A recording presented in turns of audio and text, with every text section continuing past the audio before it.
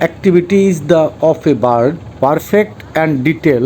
Everybody can follow this. It's very educational activity. Everybody need to know, and our country all our child to need it's follow and learn about this. এখানে দৃশ্যায়িত আমাদের দেশের একটি পাখি অতি পরিচিত। প্রথম এটার নাম চিন্তা করে বের করেন এবং এই পাখির অ্যাক্টিভিটি এখানে পুরোটাই ধরে নেওয়া আছে আপনাদের জন্য এই চিত্রায়িত দৃশ্যে।